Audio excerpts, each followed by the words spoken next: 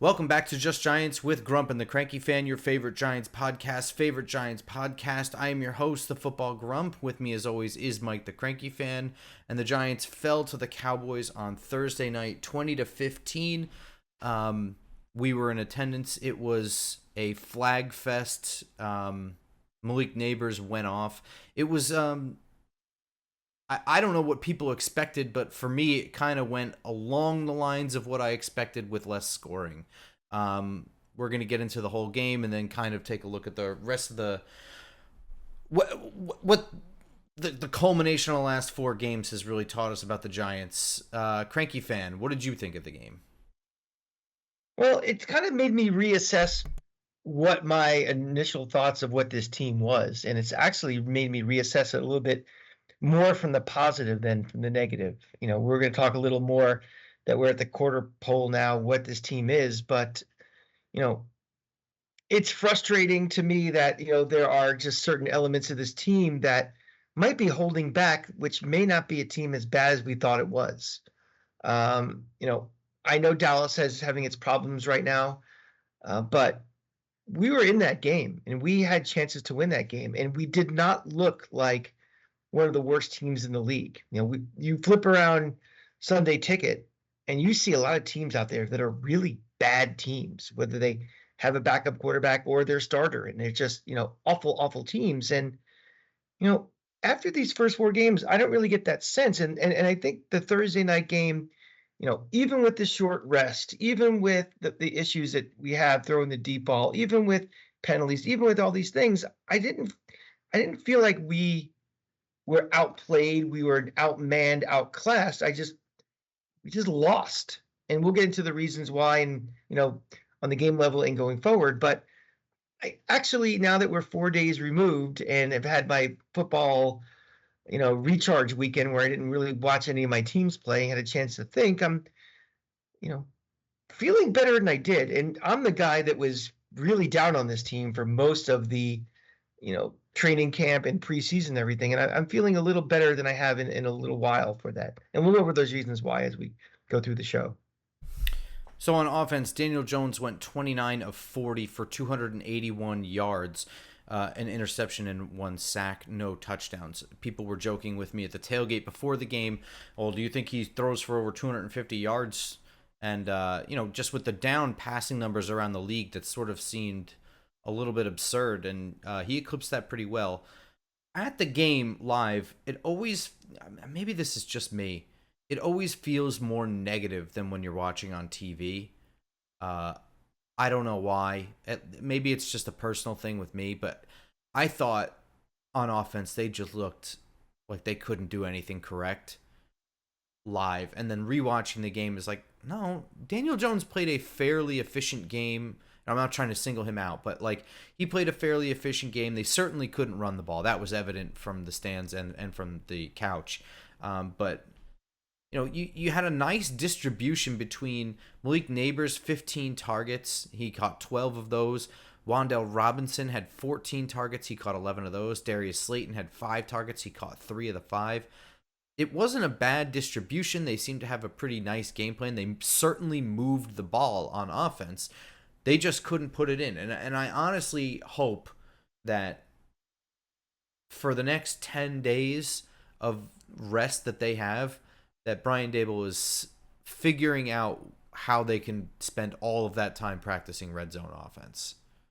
Yeah, I think, if you don't watch football games and you just look at stats, you're like, oh, Daniel Jones is back. He's doing, he's a pretty damn good quarterback. But, we actually watch football games. And I think it's a question of, we have, like I said it last week too, we have changed this offense a bit, and we are now focusing primarily on what Daniel Jones can do and what he can do well. Unfortunately, what he can do and can do well is very limited to, short, efficient passes, nothing downfield that works. It's just they are kind of stat collectors more than, the potential for the big play or really helping out trying to score. It's a lot of stuff that's, throws behind the line of scrimmage or just a little above the past the line of scrimmage. Is nothing. Even the attempts downfield. I know we're going to talk about how he's just not connecting anything, but even like we're not really even attempting as many as we probably would like to either. It's just all.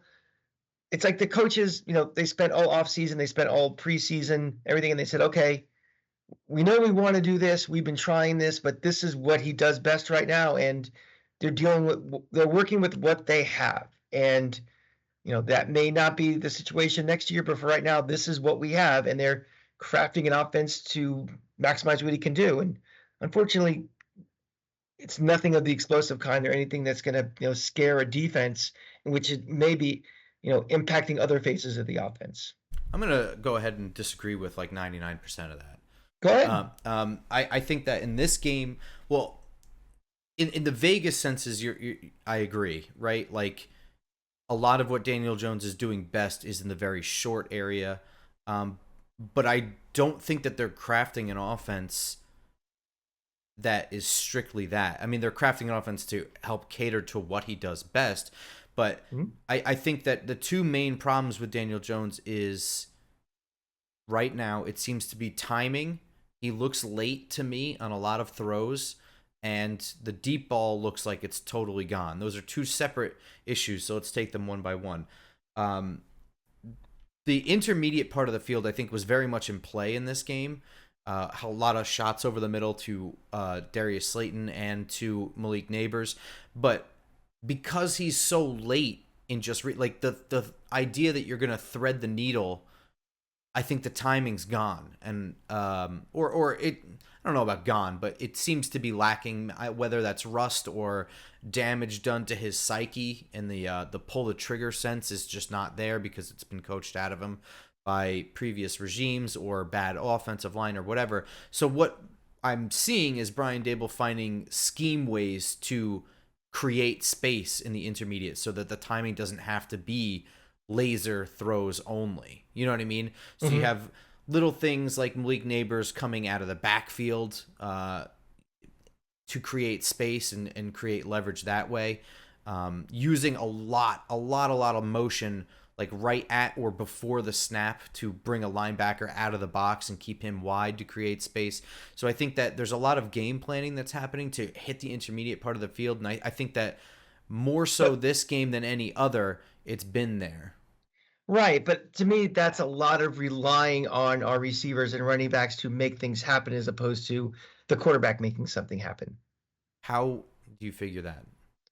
Well, getting the guy. We're not talking about Yak. Is that what you're not talking about? Yak? I'm not talking about Yak, no. Okay, well, it seems like just from my eyes, it's just more like we're still relying on our receivers, our running backs, our whoever to have to make a play as opposed to being thrown to a spot, hit a guy in stride, hit all that.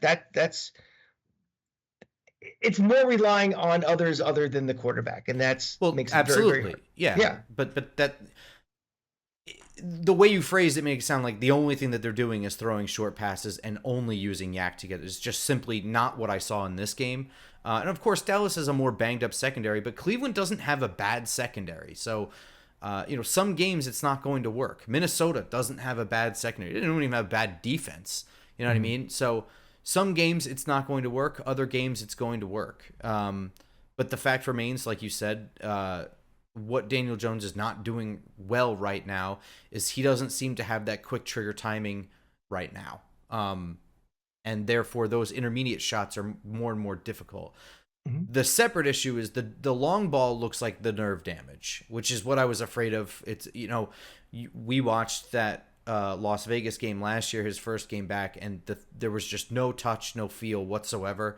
I really worried that he had no feeling in his fingers in that game. Clearly, that isn't the case entirely, but the deep ball, I've never seen Daniel Jones throw such mortar shots, and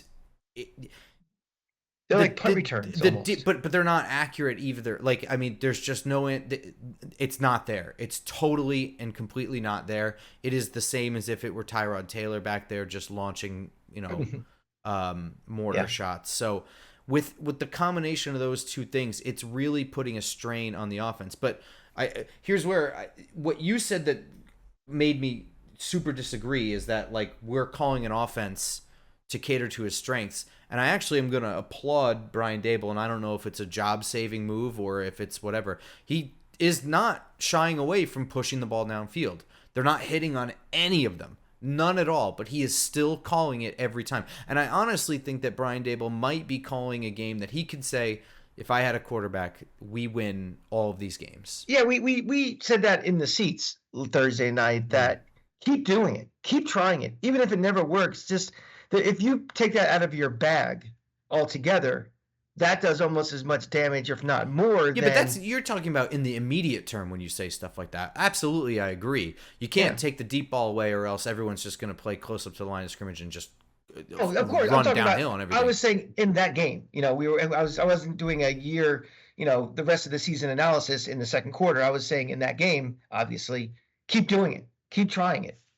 But the more and more you keep trying it, and your percentage of completion percentage of that is 0% or 5% for the year, at some point they can be like, yeah, go ahead, do what you want. We're gonna crowd the box more. We're gonna be more at the line of scrimmage more. So I don't think that Brian Dable is calling the offense in any way to what Daniel Jones can do. He's calling an offense to what the game is calling for. And I think that at the end of the season, that looks better on him and looks worse on Jones. Yeah, it looks more like a player failure than it is a collective failure. Yeah, see, I think it's both. I think it's a player failure, and it to my eyes, it feels like the offense is. Its plays are being called closer to the line of scrimmage than I think we would want it to in a normal situation. I guess. I just didn't see that in this game. I did. So. I mean, you have a long of 40 yards to Malik Neighbors. That might have been the wide open play, but Robinson an 11-yard, 28 yards to Slayton. Slayton, I can tell you, is not breaking tackles and running. Yeah. So, overall, I thought the offense looked pretty good. I mean, there was time for Daniel Jones. Running backs were picking up blitz, or not necessarily blitzers, but just rushers. They were not able to run the ball in any capacity, and I do think that has to do with just a combination of things, and they are probably the fact that they are not really. I don't think they're nearly as willing to run Daniel Jones as they have been in the last 2 years. And so when you have no zone read really to speak of, I mean, Daniel Jones did have one really good run in this game for a first down, but not really any zone read. It allows the Cowboys to just crash on things a lot easier. When you have no deep ball, it allows them to crash on things a lot easier, play closer to the line of scrimmage. And I think also, just in general, the NFL news cycle has been Dallas can't stop the run. I think that if they were playing any team, they were going to sell out to stop the run in that game. They were just tired of hearing it. So I think the combination of factors there, and also I think we said this in the last show, was I think some of that Dallas can't stop the run is a little bit overblown. I mean, they played the Baltimore Ravens, which have an excellent rushing attack. We watched them just run all over the Buffalo Bills last night. And, Alvin Kamara has been pretty much unstoppable for this year too. So, yeah, Dallas can't stop the run, but also maybe they played two really good running teams. Yeah. I mean, I think that's kind of where I'm getting at, where, I've been kind of nervous about our, run blocking. I said that several times, before the season started, and, it's been okay, but if you're the worst rushing defense in the league, to basically almost pitch a shutout against a team that's trying to run the ball, that's bad.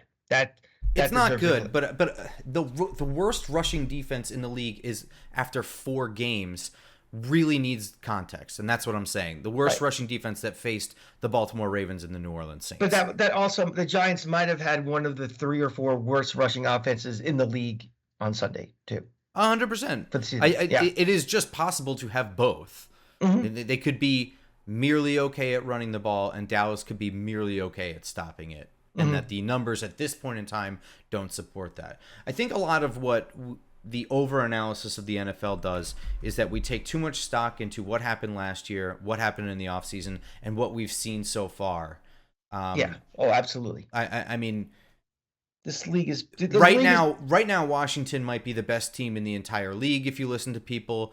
3 weeks ago, the fact that we lost to Minnesota was a travesty, and, yeah, and now that both of those opinions look stupid. yeah. 2 weeks ago, Washington probably loses to this Giant team if we have a kicker. 2 weeks ago, Washington couldn't score a touchdown against this Giants team. Now all of a sudden, people are booking Jaden Super Bowl Daniels tickets. didn't do anything in that game, and now he's like offensive rookie of the year, hands down. And Yeah, I'm if we not would, saying that that's wrong. I'm just saying that yeah, everyone's instant reaction is so 100 degrees to the left or right, or I guess 90 degrees to the yeah, left or right, without really any amount of nuance. Like I'm not saying that Jaden Daniels isn't good. I'm not saying that the Giants are great. I'm not saying any of these things. I'm just saying that like we're kind of shaking things out still. yeah. Well, this is now a hot take society. That's the product of it, where everybody just overreacts to the last thing they saw, and Yeah. Elvis not only overreacts, thinks that's gospel. That's the way it is because that's the last thing I saw. I'm going to switch to the defensive side of the ball. Dak Prescott went 22 of 27 for 221, 2 touchdowns, and a sack. Rico Dowdle ran 11 times for 46 yards with a long of 9. CeeDee Lamb went 7 of 8 for 98 yards, a touchdown, most of which was gathered on a 55-yard catch and run. And Jake Ferguson went 7 of 7 for 49 yards. Dallas ran a fairly efficient offense, but I was a lot more worried than what we ended up seeing. Like way more worried than what ended up happening. The big play that Banks gave up to CeeDee Lamb was tough. I mean, he was in poor coverage. He lost right off the line of scrimmage trying to get physical, whiffed, and then couldn't recover. And then Tyler Nubin, you have a rookie safety back there playing free safety at the single high, takes a atrocious angle, and you have two bad players, or two players make a bad play equals a long touchdown. But otherwise, I mean, I would say at least 5 of the other 6 catches that CeeDee Lamb made were just incredible catches with Banks in good coverage. You know what I mean? Right there with him, almost on his back, close to pass interference, just perfectly thrown ball, perfectly caught, secured, no bobble, nothing. But really, you subtract 55 yards from 98, and he had a fairly pedestrian day for a number 1 wide receiver. But Yeah, I you mean, can't you can't subtract it though. you can't Yeah, subtract it, but what you have is one bad play, yeah. and then I feared a lot worse. And Brandon Cooks isn't even sniffing the stat sheet. You know what I mean? Jalen Tolbert, not really much of anything. This really was like a CeeDee Lamb and Jake Ferguson game only. Like this was not. I predicted a high scoring game where the Giants lost by about this much. I think I said 31-27 or something like that. It Mm-hmm. ended up being 2015. Both of these offenses looked like like Dallas hit one big play and then otherwise looked fairly methodical at best. The Yeah. Giants looked methodical and couldn't hit a single big play. Mm-hmm. But they were there. Like the Giants did have the big plays available. We didn't mention that, but like the big plays that opened up were there and missed throws. Malik Neighbors put somebody on his ass, and a bad throw meant that he could only get 40 yards on what should have been 80-yard touchdown, stuff like that. That's why when you get past the headline of the Giants are 1-3, the Giants record is X and everything, that's why I'm still pretty bullish on Brian Daboll, because I think he is doing everything he can to put players in the position to succeed. It's a question of execution. Like you said before, the guys are in space. Guys are available. The big play potential is there. We're just not executing it, and that's not on coaching. That's on players. I'm always going to be a players got to play person when I'm blaming people, but I think he's trying to squeeze as much lemonade out of these lemons as he can. One thing on the defense, Grump, I don't have the exact numbers in front of me, but the completion percentage of opponents in these first quarters and first halves is ridiculous. Like, in the Minnesota game, Darnold started off something like 14 of 14. Dak was, 9 of 10, I think. I mean, these teams are getting off to just very efficient starts against us. And, I don't know if that's just because we're not getting the pass rush in or what it is, but that's a trend that can't continue because if these teams are doing what they want to do in the passing game early on, we're going to be falling behind these games, and we don't have an offense that's going to catch up. That's a simple fact. So I definitely think that the pass rush not getting there is a crucial part of it, but I also I don't really know the explanation for this, but that seems to be what's going on around the league. yeah, because even I guess Daniel Jones had a pretty efficient numbers too, in it, the completion wise. it looks like everywhere I look around the league, every quarterback is starting the game something Yeah. like 9 of 10. Like I'm not really sure why that is. I'm not smart enough, and I haven't watched every game super in depth to be like, well, if everyone's just going to run this Tampa 2, then the underneath is going to be open, or I have no idea. But it does seem like something that's happening around the league too. But in the case of the Giants, I definitely think that a lot of that has to do with, well, I mean, a lot of that has to do with the cornerback 2 situation has not really been adequately addressed. By adding Adoree Jackson super late, he has not really been in football shape. He's already out injured with like a soft tissue thing.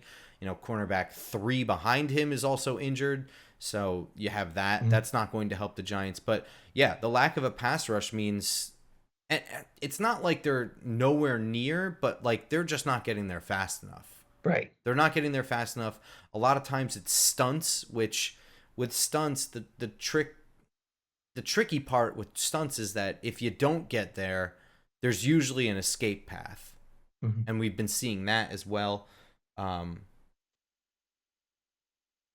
yeah, I don't know. Brian Burns is certainly not getting there. Kayvon Thibodeau is definitely not getting there. In this game in particular, Dexter Lawrence was routinely getting triple teamed, and with no one next to him that's willing to step up and fill that role next to him, teams are just going to be perfectly willing to do that. Um, I don't really have a solution other than players do need to play better. This Yeah. is this is too talented of a defensive line, and I know that there's a hole there, and I know that there's not a whole lot of depth, and these guys have to play a lot of snaps. But even with that, they're too talented to generate this little pressure, in my opinion. Hmm. Agreed. Um, I was impressed. Like I said, that not that this was a game to remember or anything like that, but I was really worried about Dak Prescott throwing for like 350 yards in this game. I was really, really worried of that, and that really didn't happen. Cordell Flott, I don't know if I'll ever sing the praises of this guy, but always seems to play pretty well when he's forced into a starting role. Like he never earns the starting role. He hasn't since he got here. But every time he's had to step in due to injury, and it's been up against AJ Brown, he steps up there and makes plays, prevents completions. Like he also gets burned sometimes, but it's not so much. Like I seem to remember more of him looking sort of like he belongs out there. I don't know. Hmm. Hmm. I was really worried that this was going to be a disaster on defense, and I certainly would not call giving up 20 points a disaster. No, certainly not. No, no, no, no. Um, although Brandon Aubrey did miss a very makeable field goal. I think what was that, like 40 yards or something? He just totally botched it. Yeah. So maybe 23 points, I guess, is the total. I'm still not considering that a disaster either. Yeah, me either. Me either. What I am considering a disaster is 0 touchdowns on every single red zone trip. I just can't. This game honestly really should have been. I think this is what's so frustrating. Like I predicted a Giants loss. I'm not super devastated that they didn't win. I was expecting a loss, but you could see where Giants fans are coming from with the frustration because this game is absolutely right there on the table. You go to the red zone that many times, you can't come away with a single touchdown. I mean, really, yeah. Especially when that's in the offense. Like we're not a quick score. We're not going to have the 50-yard touchdown. We're not going to have the 60-yard run. We have to earn these scores, and we do the dirty work to actually get into the red zone and just to lay eggs. That's what makes it super frustrating. Yeah, for real. And you figure if just one of those field goals is a touchdown, that's 4 extra points on the board. We're talking about 20-19 here. It changes the entire landscape of the game. Well, I guess that brings the question. It's been, the topic of you know, we kicked that field goal on that fourth. Would you have gone for it at that moment? I don't know when we threw to neighbors. No, when we kicked the field goal, we were in the red zone and we kicked the field goal. I think it was late first half. Oh, My point being, should we be a little more aggressive, even though we're not as efficient or optimal, in execution, like in these games, especially these close scoring games. well, Like, it's hard to ask me now if they should have been aggressive then, because now in hindsight I can see that they didn't do jack shit in the red zone. So no, I wouldn't have went for it. The defense isn't good enough to stop anybody. So being like taking the viewpoint of like, oh, tell them to go 90 yards. The answer is just gonna be like, okay. yeah, Um, they will. so yeah, I don't really have a problem with the way that this game was called in any regard from Brian Daboll's standpoint. I don't think nothing is sticking out in terms of decisions that were made that I wouldn't have made myself. I know you took issue with going for it on 4th and 6 with like 3 minutes left. Um, I could have taken or left it, you know, either way.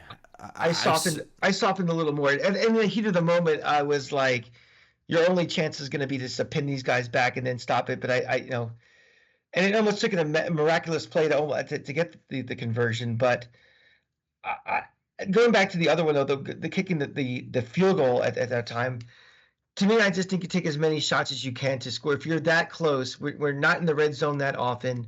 I think you take as many shots as you can, because I didn't think this was going to be a game we were going to win on field goals. I thought this was going to be, you're going to have to score Yeah. touchdowns, and that was my thing.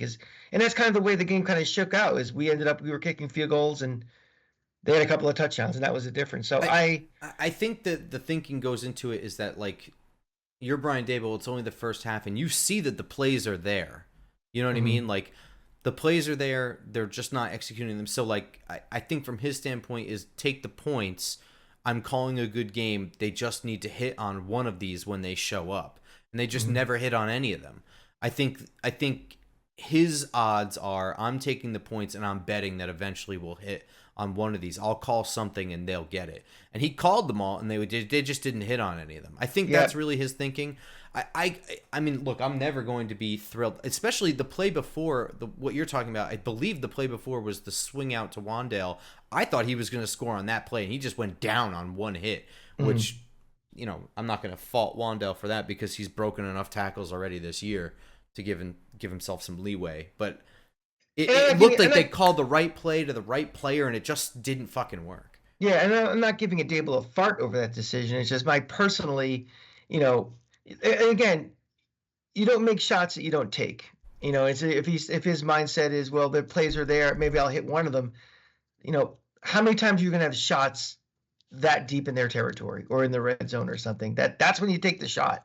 So again, it's not fart worthy, but it's like you see this is gonna be, points are gonna be, kind of at a premium. Like the opportunities to score touchdowns gonna be at a premium, I should say.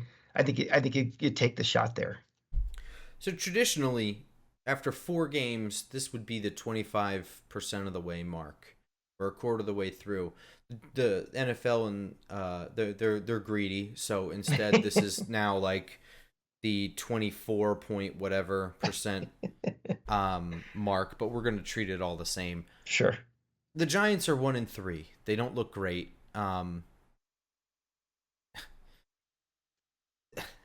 So they lost the 2 games that everyone said were going to be easy. They won one of the games that everyone said was the start of the gauntlet. This just proves the we speak too much before we know anything kind of thing. Mhm. Because Dallas apparently is a shitty team that they should have beat now, but it's kind of okay that they lost to Minnesota. And I think the more that Washington wins, people are more okay with them losing to Washington. Like everyone's changing their minds after the fact. But nevertheless, at 1-3, from what I've seen, this looks like a team that the table was really set where they could very easily be 3-1, with that only loss being to the undefeated Minnesota Vikings. They could have won this game. They did beat the Browns. They played a good game there, and they absolutely could have beaten Washington. But that didn't happen, and that's sort of gone now. So, Yeah. what is this team to you? Like, what is their? Where are they falling short? Where do they rank around the league from what you've seen? I just want your general thoughts on where the Giants are in the scheme of the NFL from your eyes. Yeah, I mean, the short answer is they're more of a losers lose team than a bad team. I don't think this is a bad team. Again, you just watch Red Zone for 8 hours and see some of these teams that just continuously beat themselves with, repeated mistakes, poor execution, coaching blunders. You have no idea what their identity is, what they're trying to do. And, you know, watching this Giant team, I feel like, it's just they can't hit this play. They can't do this. Every little thing is costing them, and every little thing is going against them right now. This offensive line is playing better than I thought it was going to play. The running game is better than I thought it was going to be, besides this week. Neighbors has been better than my wildest expectations have been. Um, but it's just, they're not a terrible team. They're just a team that needs better parts. I think the infrastructure is getting there. And I'm doubling down on my support of Brian Daboll. I think Brian Daboll has made a huge difference in this team potentially being a bad team. I think he's scheming this offense up.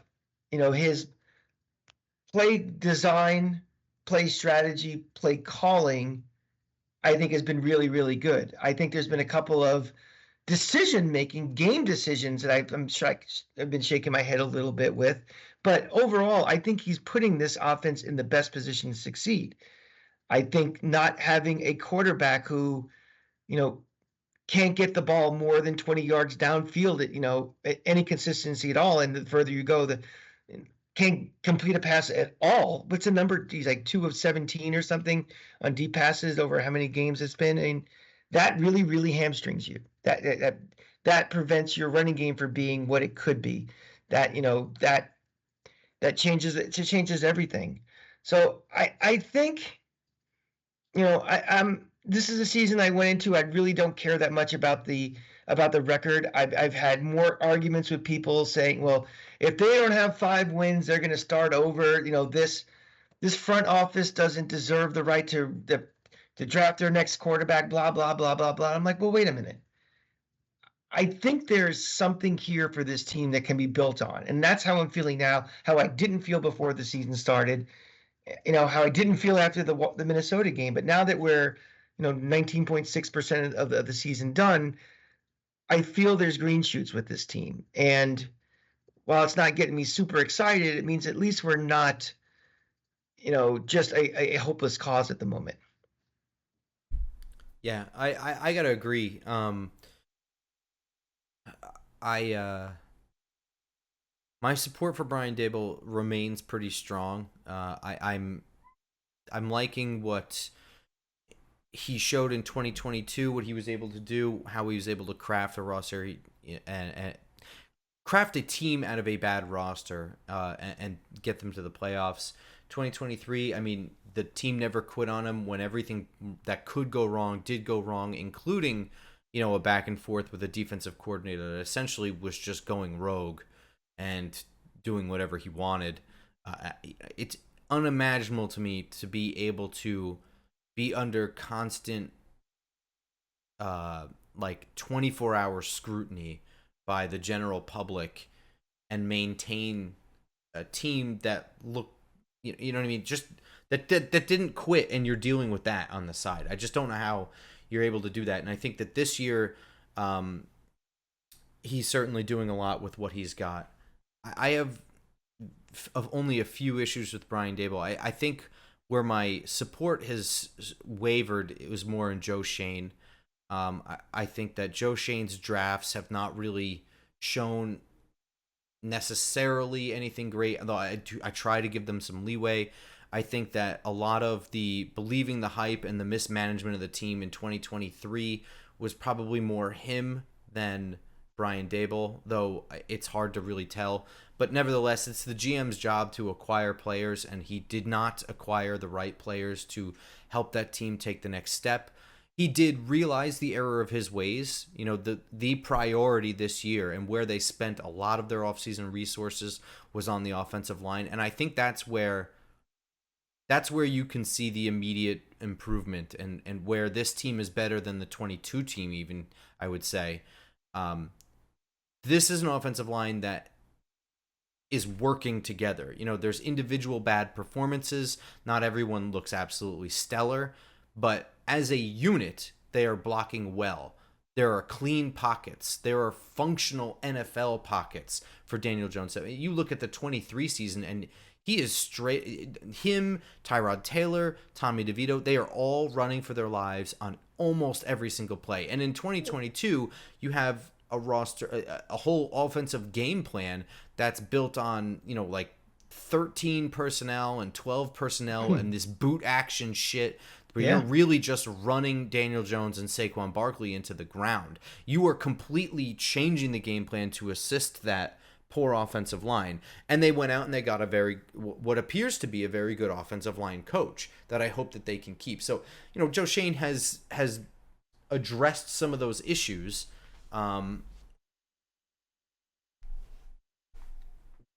Where I think this team is not 3-1 starts first and foremost with Daniel Jones and what he appears to just not be able to do. I don't see him completing a long ball this whole year the way he's throwing the ball downfield. I just don't see it happening.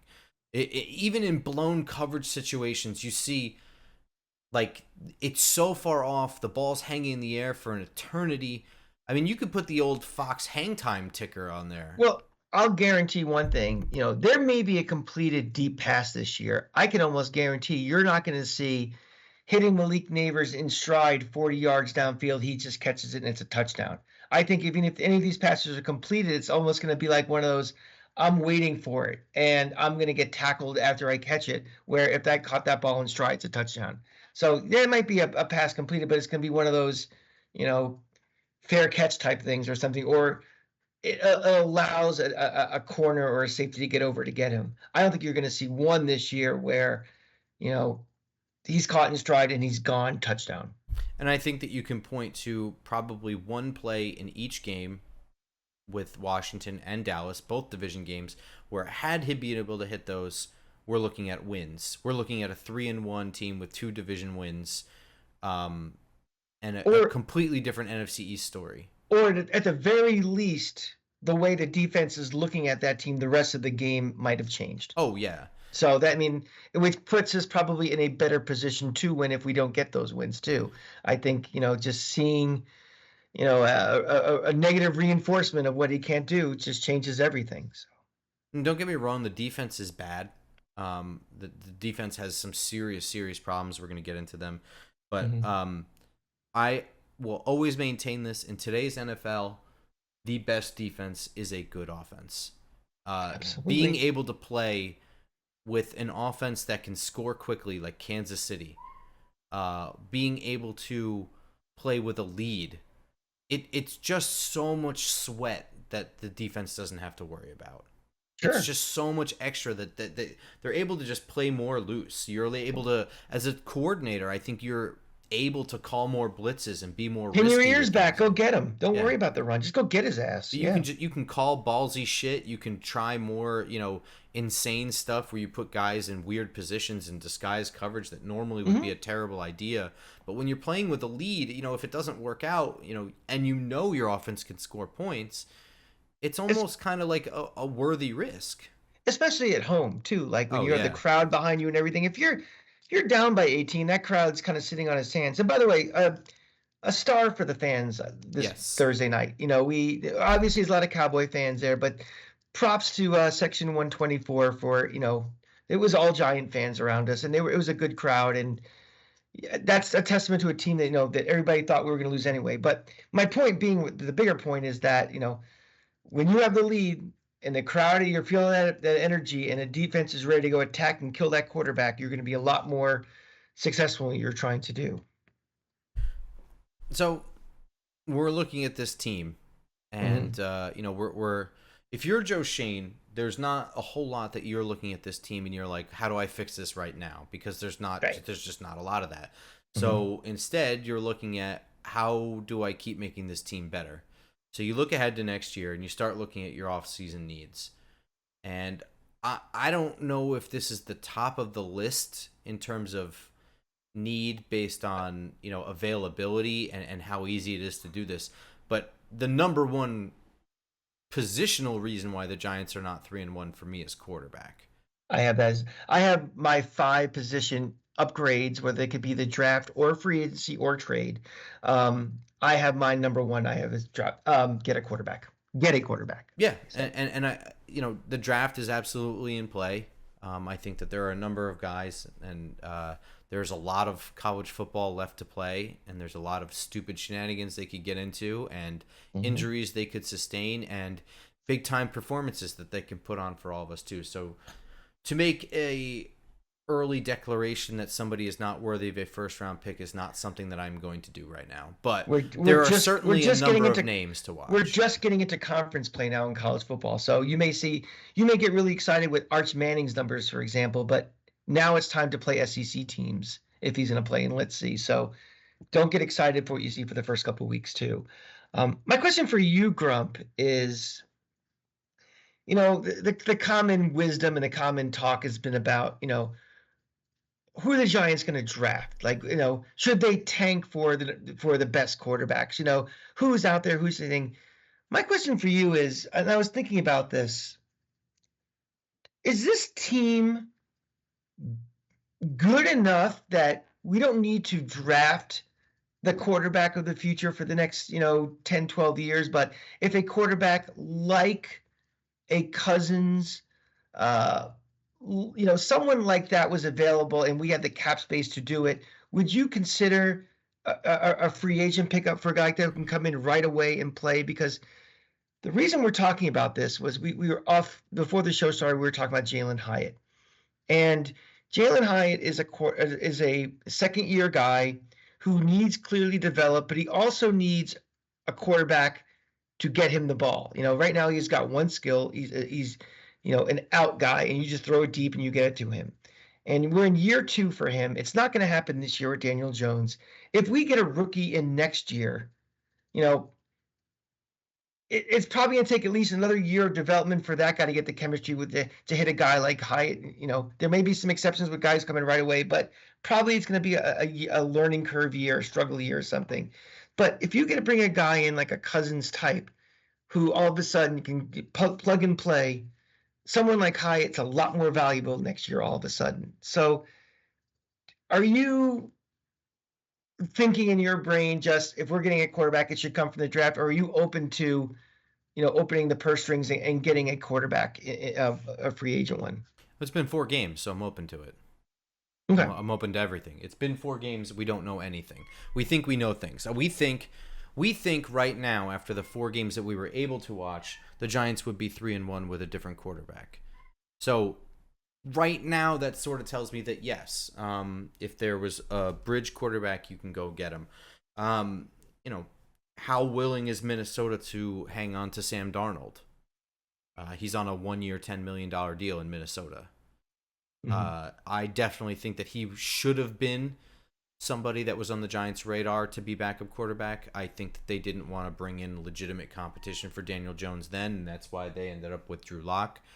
But I don't think that they give a shit about that anymore after No, this year. So no. I think that that's definitely on the table. I also think that your concerns about a rookie not being able to hit a deep ball is a little unfounded. I don't think that that's really a big issue at all. It's it's more likely that a guy like Hyatt could be maximized next Sure, year with him. with a That's my point. veteran over a rookie, yes. Yes, With but any, but not even Hyatt. Everybody. I mean, Wandale is somebody that relies a lot on timing, and if quarterbacks are late, they're late. So I mean, it's everything. But I think that if you are talking about drafting a quarterback in the first round, I think JJ McCarthy is not going to have an issue.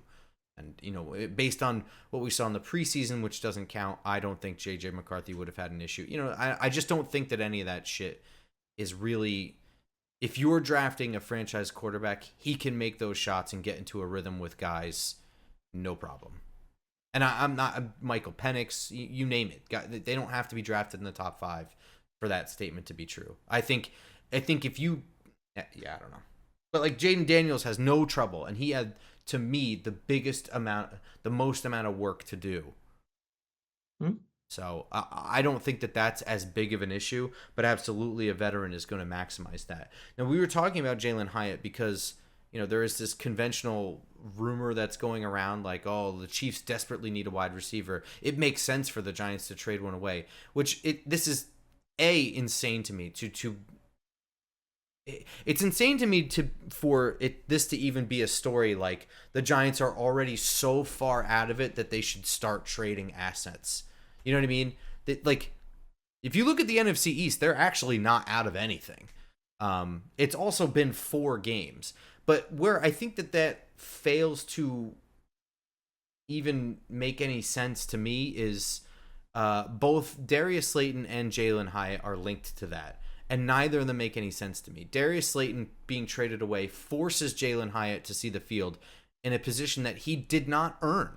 They wanted to give him the spot, and he didn't earn it. So he's not getting those reps because he isn't anything more than just a down-the-field, one-trick pony wide receiver right now. So that doesn't make any sense to me. Trading away Darius Slayton is essentially just punting on the entire season 4 games in, which...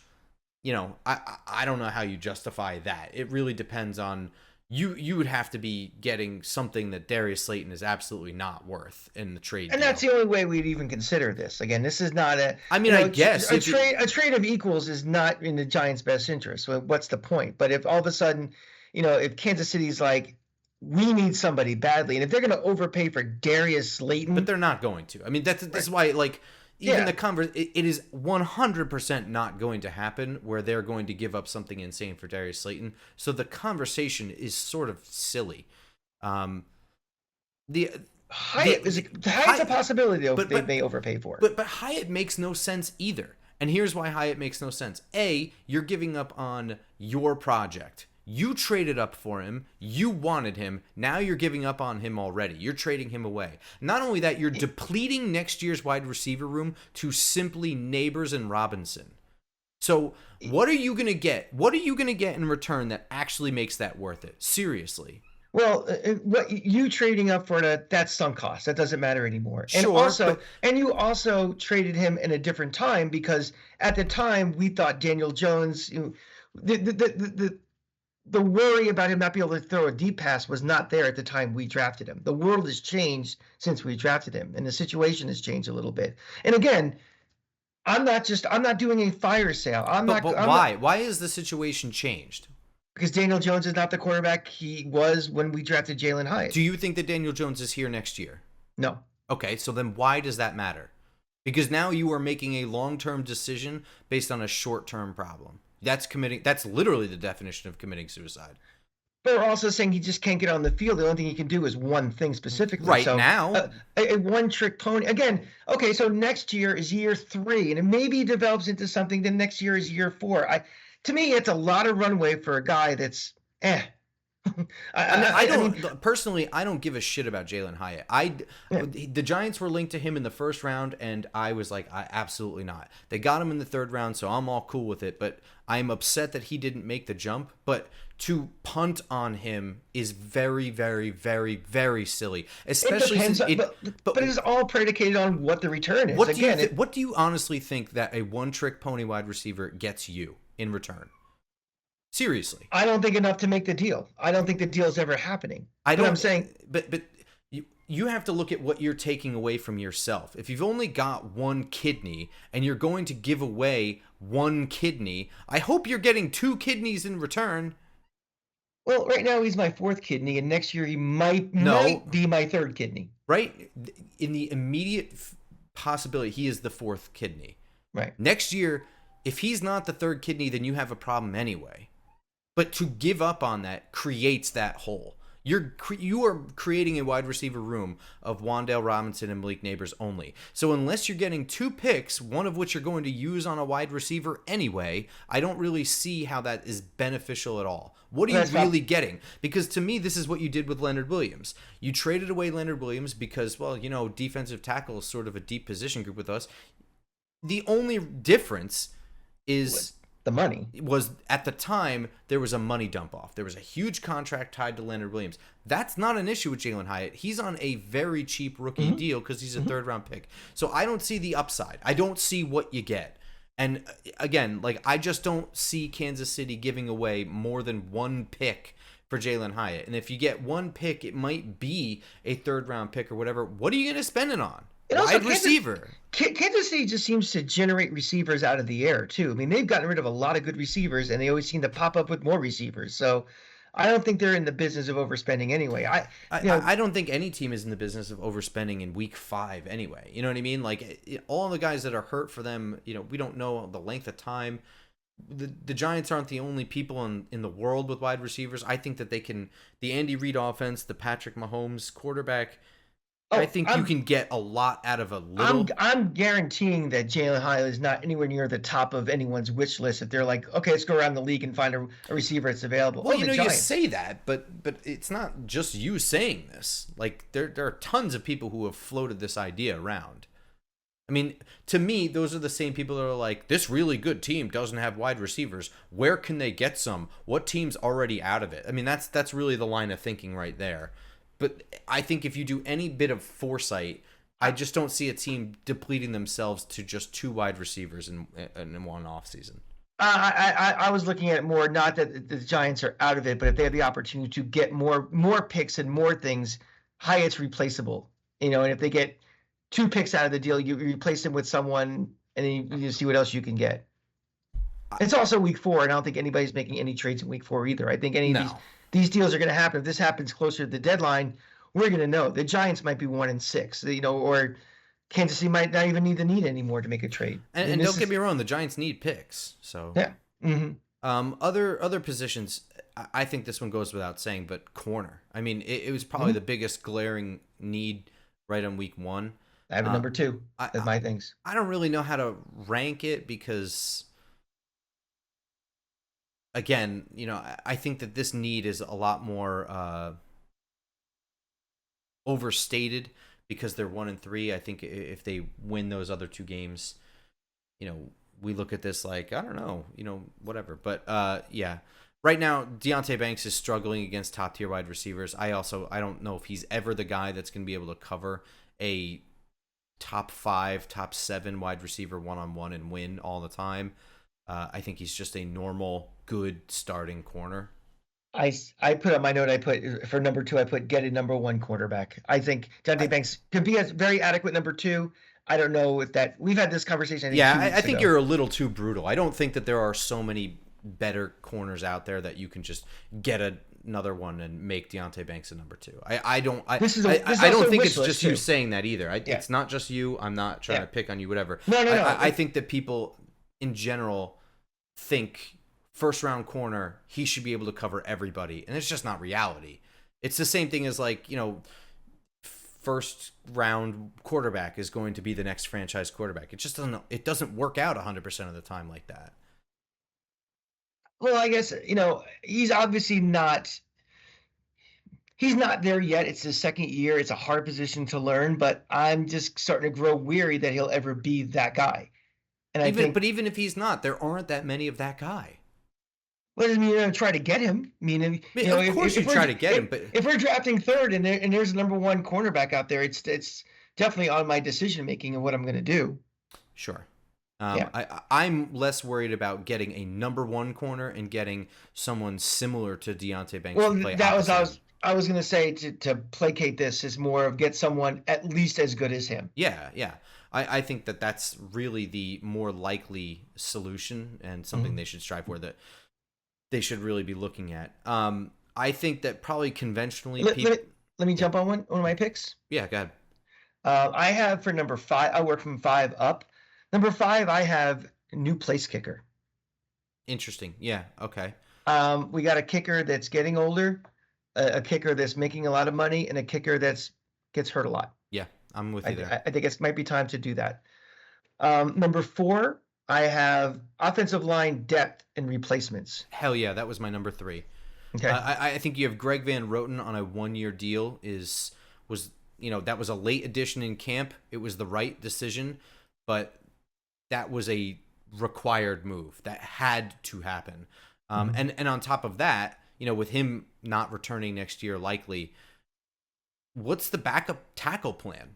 Is it Josh Azudu and Evan Neal still? Like, does any of them kick into guard? Like, swing tackle and right guard to me, there might even be a solution in there. Maybe Evan Neal becomes the right guard. I'm not necessarily saying, I'm not pounding the table for that, but maybe it happens. Maybe Josh Azudu makes that step. I have no idea.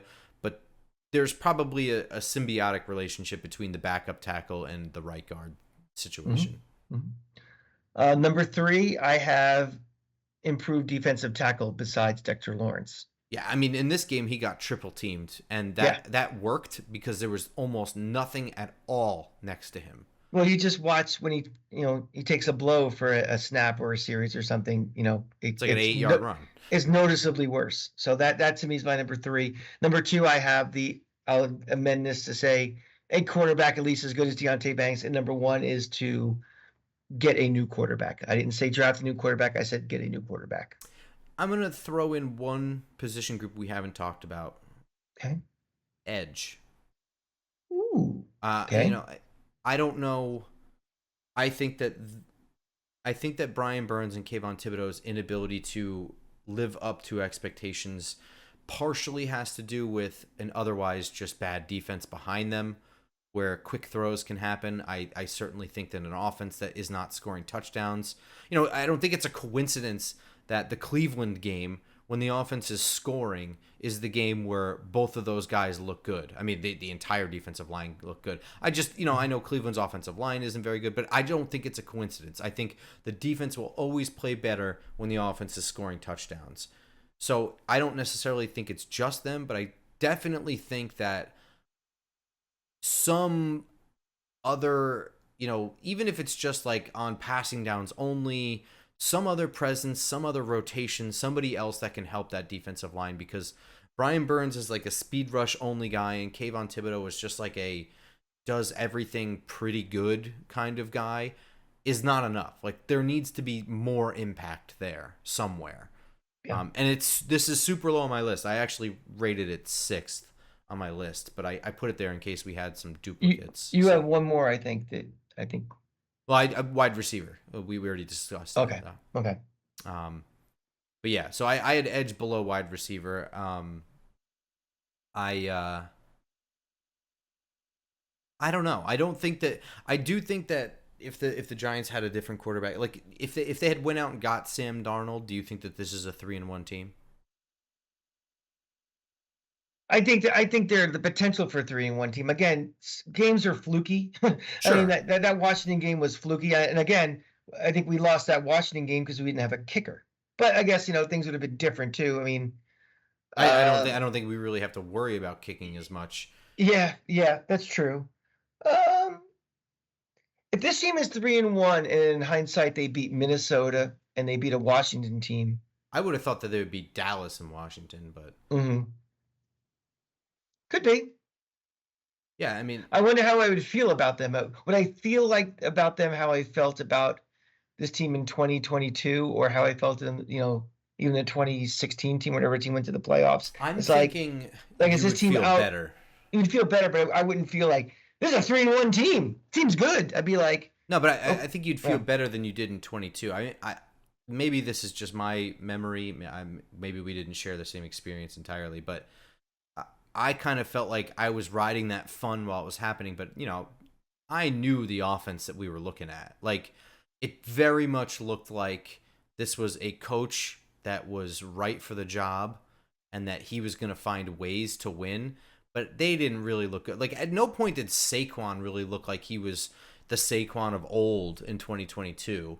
You know what I mean? Like, the most valuable player, the most valuable person on this team the last 3 years is Brian Daboll. Yeah. You could say what you want about, the Kickgate, or you can say whatever you want about him getting rid of Wink Martindale. You can say whatever you want about whatever, but the fact is, again, he has put this team in the best positions to succeed with limited resources and limited personnel on there. Oh, And, definitely. I think, and again, for even when we go to the Joe Shane thing where people are getting him, they have still not had their quarterback yet. Yeah. And don't tell me that Daniel Jones is their quarterback because they re-signed him.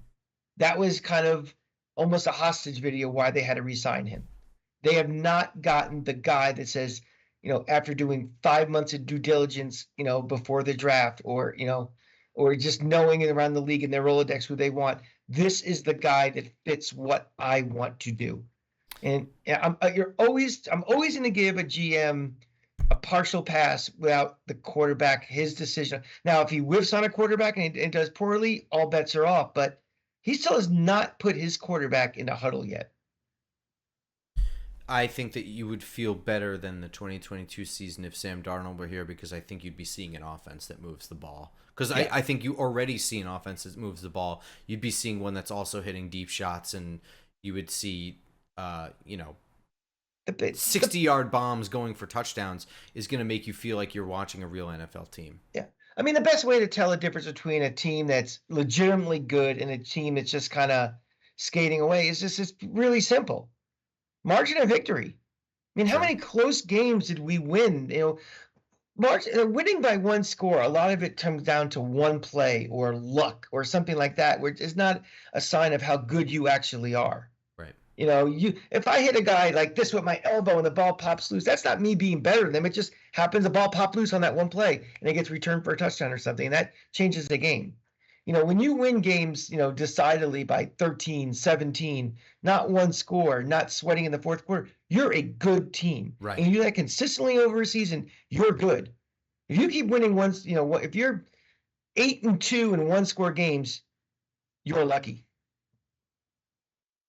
Well, with this long week of rest, hopefully Malik Neighbors recovers from his concussion perfectly. We didn't even talk about that. They have Seattle on the road next. While playing Seattle on the road is never an advantage, having 10 days of rest before it is about as good as you're going to get. We won the last time we were there. As it was in the playoff year. It was 2020. We won in 2020. We lost in 2022. So, But yeah, the point being that is not an easy place to play, and you have to go cross country and blah blah blah blah blah. But the 10 days rest is good. Hopefully the corners can get healthy too. But we will see you all on Friday morning on iTunes, SoundCloud, Spotify, and of course YouTube for that preview episode. Until then, go Giants. Go Giants.